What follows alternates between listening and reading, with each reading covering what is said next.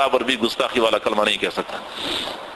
اس کو سمجھایا کہ بھائی نبی کی شان کچھ اور ہوتی ہے، نبی کا مقام کچھ اور ہوتا ہے.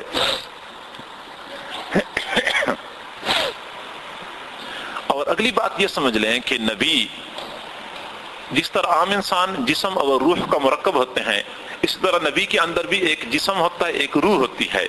روحانی اعتبار سے تو وہ کوئی اعلیٰ درجے کی مخلوق ہوتی ہے، لیکن جسمانی اعتبار سے وہ عام انسانوں کی طرح انسان ہوتے ہیں اور انسانوں کی تمام خواص ان میں پائے جاتے ہیں. روحانی اعتبار سے تو ان کا مقام و مرتبہ عام انسانوں سے بہت بلند ہوتا ہے. عام انسانوں اور نبی کے مقام اور مرتبے میں کوئی مناسبت ہی نہیں ہوتی، لیکن جسمانی اعتبار سے نبی جو ہوتے ہیں وہ عام انسانوں کی طرح ہوتے ہیں. میں بات ذرا واضح کرتا ہوں، آپ لوگ یہ نہ سمجھے کہ شاید انہوں نے نبی کو عام انسان بنا دیا. میں ذرا بات واضح کرتا ہوں کہ عام انسان کھانا کھاتے ہیں، نبی بھی کھانا کھاتے ہیں. اور یہی بات کفار کو چبھتی تھی کہ مال حاضر رسول یاکل الطعام ویمشی فی الاسواق، یہ کیسے رسول ہے، کھانا بھی کھاتا ہے اور بازاروں میں پھرتا رہتا ہے. تو کفار کہا کرتے تھے کہ نبی تو کھانا نہیں کھاتے، نبی تو بازاروں میں نہیں پھرا کرتے. ہاں، بنو میں ایک مولانا صاحب تھے، کشر مولوی صاحب، ماشاءاللہ بڑے غیور اور خوددار بندے ہوتے تھے.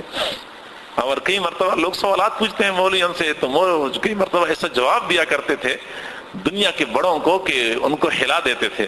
ایک مرتبہ بازار میں جا رہے تھے، کوئی خریداری کرنی تھی، تو کسی جاگیردار نے دیکھا، کسی سرمایہ دار نے دیکھا تو کہنے لگا مولانا آپ بھی بازار میں پھر رہے ہیں، آپ بھی بازار میں پھر رہے ہیں. تو انہوں نے کہا کہ نواب صاحب یہ بات آپ نے نہیں کی ہے، بلکہ آپ سے 1400 سال پہلے آپ کا ایک دادا تھا، ابو جہل اس کا نام تھا، اس نے یہ بات کی تھی. ابو جہل جو تیرا دادا تھا اس نے یہ بات کی تھی کہ مال حاضر رسول یاکل الطعام ویمشی فی الاسواق. تو دیکھیں رسول کھانا کھاتے ہیں، رسول شادی کرتے ہیں، رسول کی اولاد ہوتی ہے، رسول بیمار بھی ہو جاتے ہیں، رسول لباس بھی پہنتے ہیں، رسول پانی بھی پیتے ہیں، سواری کے اوپر سوار بھی ہوتے ہیں.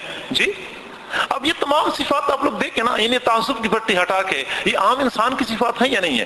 تو ہم یہ کہتے ہیں کہ روحانی اعتبار سے نبی کا مقام اتنا بلند ہوتا ہے ہم تصور ہی نہیں کر سکتے. ہم تو مختصراً یہ کہتے ہیں بات از خدا بزرگ توئی قصہ مختصر، بالکل مختصر بات یہ کہ رب ذوالجلال کے بعد اگر مقام اور مرتبہ ہے تو وہ آپ کا ہے.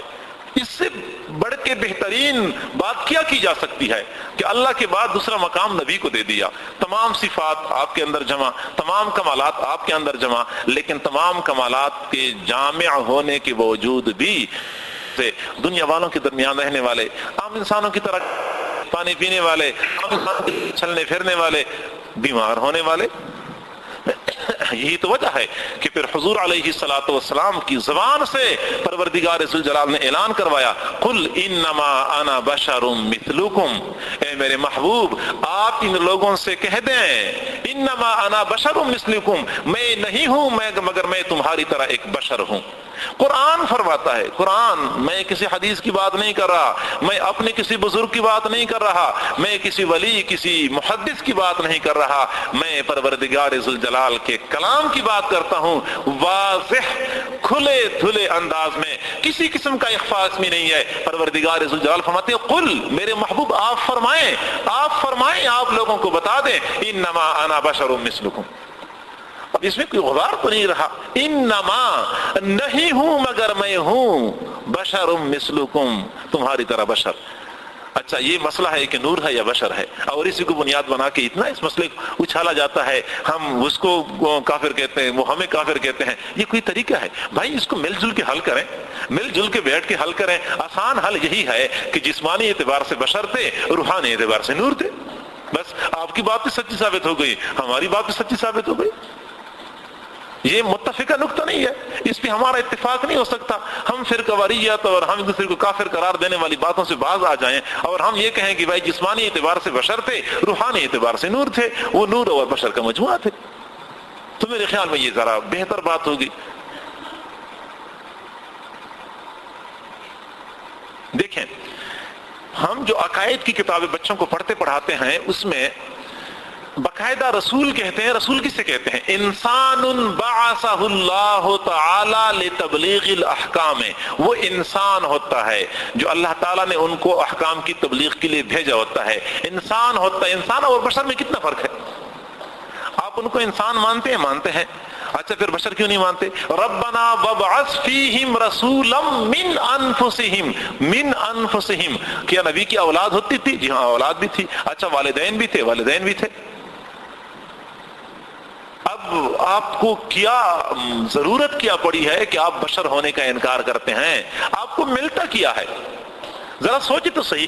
چلو ہم یہ کہتے ہیں کہ اگر ہم نے ان کو بشر بنا دیا تو شان میں کمی آئے گی. کیا واقعی بشر بنانے سے شان میں کمی آتی ہے؟ ہم تو یہ کہتے ہیں کہ بشر بنانے سے مقام میں بلندی آتی ہے. کہ ایک بشر ہو کے اتنا اعلیٰ مقام پا لیا. یعنی اگر آپ کہتے کہ وہ بشر نہیں تھا پھر تو کوئی بندہ بھی کہہ سکتے ہیں ہاں وہ تو نور تھا لہذا نور تو اعلیٰ مقام پا سکتا ہے. لیکن کمال تو یہ ہے کہ بشر ہونے کے باوجود بھی پروردگار ذوالجلال نے ان کو اتنا اعلیٰ مقام عطا فرمایا تھا. جی ایک آدمی جو بچپن سے اردو بولتا ہے اور اردو کے ماحول میں پلا بڑا ہوتا ہے اور وہ اردو اچھی بولے تو بندہ کہے کہ بہت پیاری اردو بولتا ہے، یہ تو ٹھیک ہے کمال ہے، لیکن یہ تو اتنا بڑا کمال نہیں ہے. بڑا کمال تو یہ ہے کہ بندہ مادری زبان کوئی اور ہو اور جب وہ اردو بولنا شروع کر دے تو پھر لوگ پہچان نہ سکیں کہ یہ اردو بولنے والا ہے یا پشتو بولنے والا ہے. سمجھ سکیں نا. اب کئی مرتبہ آپ لوگ دیکھتے ہیں نا ہم مذکر کو مؤنث بناتے ہیں، مؤنث کو مذکر بناتے ہیں. کئی مرتبہ لوگوں کے لیے بڑی دلچسپی کا سامان مل جاتا ہے بیان میں، بڑے شوق سے وہ لوگ سن رہے ہوتے ہیں. جی ہمارے حضرت جی فرماتے ہیں کہ امریکہ میں ایک پٹھان صاحب تھے، وہاں ادارہ تھا ان کا حضرت جی کا، تو اسی ادارے میں ان کی کوئی ملازمت تھی، شاید باورچی بنا ہوا تھا، تو تھے سرحد کے. تو وہ کہتے ہیں کہ انہوں نے 10-12 سال گزارے اسی ماحول میں. اب وہاں تو لوگ انگریزی بولتے ہیں لیکن مدرسے کا ماحول تو اردو کا تھا. لیکن جب بھی وہ ہم سے ملتا تو کہتے ہیں کہ حضرت ہمارا بیوی نیچے آ گیا میں اوپر چلی گئی. عمارت تھی، بلڈنگ تھی، وہ 2-3 منزلہ تھی، تو ہمارا بیوی نیچے آ گیا اور میں اوپر چلی گئی. پوچھا کہ تانگے والا تو کہاں جاتی ہے؟ تانگے والا تو کہاں جاتی ہے؟ تو اس نے کہا کہ میں جاتی نہیں ہوں، میں جاتا ہوں. کہتا ہے ہمارا بولی ایسا ہے. تو وہ کہتا ہے کہ اپنا مذکر بھی ہمارا تو آپ نے مذکر کو مؤنث بنا دیا اور اپنے مؤنث کو بھی آپ مذکر بناتے تھے. تو کئی مرتبہ لوگوں کے لیے اچھا خاصا دلچسپی کا سامان ہوتا ہے جب وہ بیان کر رہے ہوتے ہیں. تو بھائی کمال یہ تو نہیں ہے. لیکن اگر آپ کہیں کہ بھائی فلاں بندے کی مادری زبان اردو نہیں ہے تو لہٰذا یہ عیب ہے. نہیں یہ تو عیب نہیں، یہ تو بڑا کمال ہے کہ مادری زبان اردو نہیں ہے پھر بھی یہ اردو بول لیتا ہے. اگر کسی بندے کی مادری زبان اردو ہے پھر تو وہ تو بولتا ہی رہتا ہے. ایسی ہی اگر آپ یہ کہہ دیں کہ نبی نور ہے، چلو آپ نے بڑا مقام عطا کر دیا، لیکن ایک نور اگر بلند مقام پالے یہ تو اتنی حیرانگی والی بات نہیں ہے. زیادہ حیرت والی بات تو یہ ہے کہ بشر ہو کے بھی نوریوں کے سردار بن گئے. بشر ہو کے بھی نوریوں کے سردار بن گئے. آپ کہتے ہیں کہ بھائی تم تو اس کو بشر نہیں مانتے، حالانکہ وہ تو نوریوں کے سردار تھے. نہیں، ہمیں وہ یہ کہتے ہیں کہ تم اس کو نور نہیں مانتے، حالانکہ وہ تو نوریوں کے سردار تھے، وہ نوریوں کے سردار تھے. ہم کہتے ہیں کہ ہاں تم نے ان کو نور مانا اور پھر نوریوں کا سردار مانا، یہ اتنا بڑا مقام نہیں ہے. ہم کہتے ہیں کہ وہ بشر تھے، بشر مان کے ہم نے ان کو نوریوں کا سردار تسلیم کر لیا. تو بھائی عزت کس نے دی ہے؟ آپ تو ہماری اوپر زور لگاتے ہیں کہ تم لوگ گستاخ ہو اور نبی کی شان میں کمی کرتے ہو. ہم نے تو آپ سے زیادہ بڑھ کے بلند مقام دیا ہے.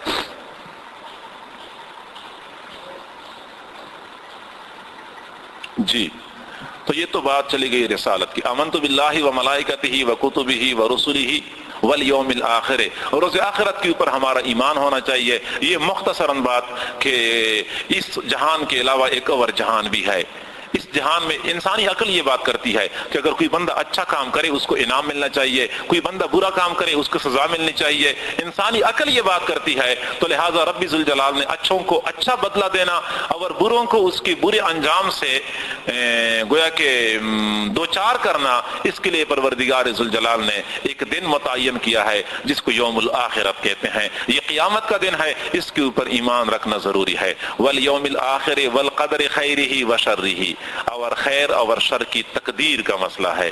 تقدیر کا مسئلہ میں یہاں چھیڑنا شروع کر دوں تو شاید آپ لوگ پریشان ہو جائیں گے کہ یہ کون سا مشکل اور خشک موضوع شروع کر دیا. میں ایک آسان مثال سے کئی مرتبہ شاگردوں کو بات سمجھانے کی کوشش کرتا ہوں کہ ایک طرف تو بندے کو کہا جاتا ہے کہ یہ تقدیر کے ہاتھوں مجبور ہے، تقدیر میں جو کچھ لکھا ہوا ہے اس نے وہی کچھ کرنا ہے، اور دوسری طرف اسی بندے کا مواخذہ بھی ہوتا ہے کہ اس نے یہ گناہ کیوں کیا تو لہٰذا مواخذہ ہوگا. اگر ایک آدمی کے مقدر میں لکھا ہے کہ اس نے چوری کرنی ہے، اب اگر یہ بندہ چوری کرتا ہے تو لہٰذا چونکہ مقدر میں لکھا ہوا تھا لہٰذا اس کو سزا نہیں ملنی چاہیے، اور دوسری طرف آپ لوگ کہتے ہیں کہ چور کو سزا بھی ملے گی. اور کبھی آپ کہتے ہیں کہ بندہ مقدر کے ہاتھوں مجبور ہوتا ہے، اور کبھی آپ یہ کہتے ہیں کہ بندہ اپنی مرضی کا مالک ہوتا ہے. مقدر کے ہاتھوں مجبور ہوتا ہے یا مرضی کا مالک ہوتا ہے، یہ ایک مسئلہ ہے، سمجھ لیں.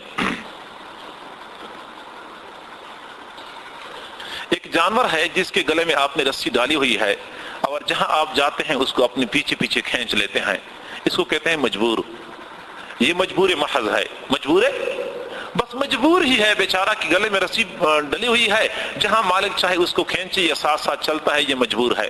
ایک جانور ہے جس کو آپ نے چرنے کے لیے چھوڑ دیا، وہ پھرتا رہتا ہے، چار دیواری سے باہر چلا جائے، 1 میل 2 میل دور چلا جائے، یہ بالکل آزاد محض ہے، اس کے اوپر کوئی پابندی نہیں ہے، نہ کوئی چار دیواری کی پابندی ہے، نہ کوئی کانٹے دار تار لگی ہوئی ہے، نہ کوئی آپ نے رسی ڈالی ہوئی ہے، یہ جانور بالکل آزاد ہے.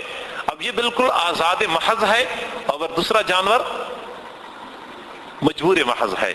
ایک تیسرا جانور ہوتا ہے، ہم قربانی کے لیے جانور خریدتے ہیں، 2-3 مہینے پہلے اس کو ہم رکھتے ہیں، پھر لوگ اپنے اس لیلے کو ساتھ پھراتے رہتے ہیں، چارہ ڈالتے رہتے ہیں اور اس کو کھلاتے ہیں اور پتہ نہیں کیا کچھ خدمت کرتے رہتے ہیں، اور مالک جہاں جا رہا ہوتا ہے وہ لیلا بھی اس کے پیچھے پیچھے چل رہا ہوتا ہے. ہاں ایسا ہوتا ہے یا نہیں ہوتا؟ اب اس لیلے کو آپ کیا کہتے ہیں کہ یہ مجبور ہے یا آزاد ہے؟ آپ یہ کہیں گے کہ ایک اعتبار سے یہ مجبور ہے اور ایک اعتبار سے یہ آزاد ہے. آزاد اس اعتبار سے کہ اگر یہ مالک کے پیچھے نہ بھاگے، ادھر بھاگے تو آزاد ہے، رسی تو گلے میں ہے نہیں، لیکن مجبور اس اعتبار سے ہے کہ یہ مالک کے ساتھ اتنا مانوس ہو چکا ہے، اس کی طبیعت میں مالک کی محبت ڈھل چکی ہے، اس لیے یہ مالک کا پیچھا کیے بغیر کسی اور جگہ جاتا نہیں ہے. اب یہ جو راکھواں لیلا ہوتا ہے یہ ایک اعتبار سے مجبور ہوتا ہے اور ایک اعتبار سے آزاد ہوتا ہے. یہی اس انسان کی کیفیت بنی ہوئی ہے کہ انسان ایک اعتبار سے تقدیر کے پیچھا کرنے پہ مجبور ہے اور ایک اعتبار سے آزاد ہے. بالفرض ایک آدمی کو موقع ملا، ایک جوان لڑکا ہے، اس کو اوپر شہوت کا غلبہ ہے اور اس کو موقع ملتا ہے ایک لڑکی سے بدکاری کرنے کا. اب اگر اس کی طبیعت کو دیکھیں تو طبیعت کے ہاتھوں بیچارہ مجبور ہے اور وہ زنا کر بیٹھتا ہے. لیکن اگر ہم یہ دیکھتے ہیں کہ بھائی اپنی مرضی کا مالک ہے، وہ پیچھے ہٹ جائے، تو اس اعتبار سے یہ آزاد ہے. ایک آدمی کو سخت بھوک لگی ہوئی ہے اور کھانے کے لیے کچھ ہے نہیں، اچانک کسی دوست کی کوئی کھانے کی چیز مل جاتی ہے، اب یہ وہ چیز کھا لیتا ہے. اب وہ ایک طرف دیکھیں تو وہ مجبور ہے کیونکہ بھوک لگی ہے، طبیعت اس کو مجبور کرتی ہے کہ کھاؤ، اور دوسرے اعتبار سے وہ آزاد ہے، اگر وہ نہ کھائے تو پھر کتنے لوگ بھوکی بھی ہوتے